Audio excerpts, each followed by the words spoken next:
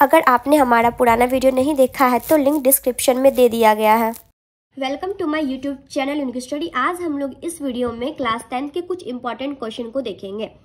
Question first हमारा क्या कह रहा है, वर्ग समीकरण 2x² - 4x + 3 का विविक्तर ज्ञात कीजिए तथा मूलों की प्रकृति बताइए। ये क्वेश्चन बहुत ही इंपॉर्टेंट है एग्जाम पर्पज से और ये कितने नंबर का है तो 4 नंबर का है। क्वेश्चन बनाने से पहले हम लोग को लिखने का तरीका सीखना होगा, ठीक है। यहाँ पे क्या सबसे पहले हम लोग लिखने से पहले यहाँ पे सॉल्व लिखेंगे कोई भी क्वेश्चन को बनाने से पहले। तो चलते हैं आगे। दिया गया समीकरण, ठीक है, दिया गया समीकरण मेरा क्या है 2x² - 4x + 3 = 0। ये हमारे क्वेश्चन में दिया हुआ रहता है, यहाँ देखिए, ठीक है। अब हम इसको बनाने से पहले सबसे पहले a का मान, b का मान और c का मान को ज्ञात करेंगे। तो a और b और c का मान हम कहाँ से ज्ञात करेंगे तो यहाँ से। a का वैल्यू जो x² के गुना में रहता है वो हमारा a का वैल्यू होता है, v का वैल्यू जो x के गुना में होता है और c का वैल्यू जो x² x से स्वतंत्र हो, मीन्स फ्री हो।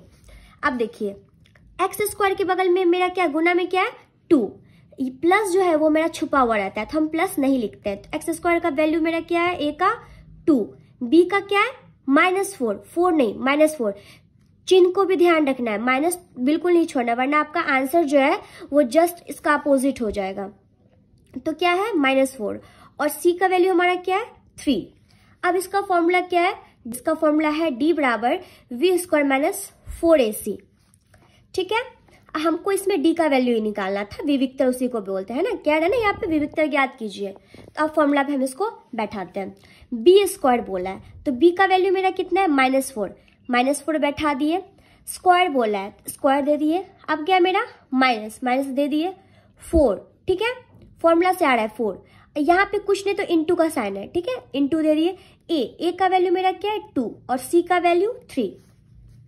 अब देखिए d = 4 को हमको -4 से गुना करना है। देखिए यहाँ पे -4 को हम -4 से मल्टीप्लाई करते हैं तो गुना में क्या हो जाता है माइनस माइनस प्लस। यहाँ पे हम माइनस माइनस मेरा क्या हो गया प्लस हो गया, तो यहाँ पे 16 हो गया माइनस।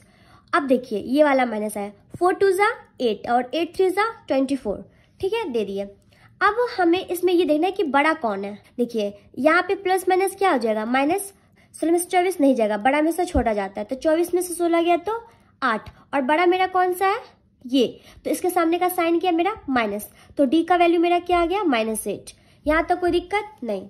चलिए अब हमें ये यहाँ पे क्वेश्चन में क्या पूछा था, मूलों की प्रकृति बताइए। मूलों की प्रकृति जाने से पहले हमें कुछ इंपॉर्टेंट नोट्स को देख लेना है। यहाँ देखिए d, ये क्या बोल रहा है 0 से बड़ा अगर d होता है तो वो वास्तविक होता है और d जो है वो मेरा 0 से छोटा हुआ तो वो क्या हो जाएगा काल्पनिक, और काल्पनिक हम लोग अवास्तविक बोलते हैं। और d का वैल्यू अगर मेरा 0 के बराबर हो गया तो वो बराबर है, ठीक है। तो यहाँ देखिए यहाँ पे मेरा क्या आया -8, मतलब ये 0 से भी मेरा छोटा है, माइनस में जितना बड़ा अंक वो उतना छोटा होता है। तो अतः मूल जो मेरा है वो कौन सा है काल्पनिक। यहाँ पे देखिए। Thanks for watching this video. Please आप लोग वीडियो को ज़्यादा से ज़्यादा लाइक, सब्सक्राइब एंड शेयर करें। धन्यवाद।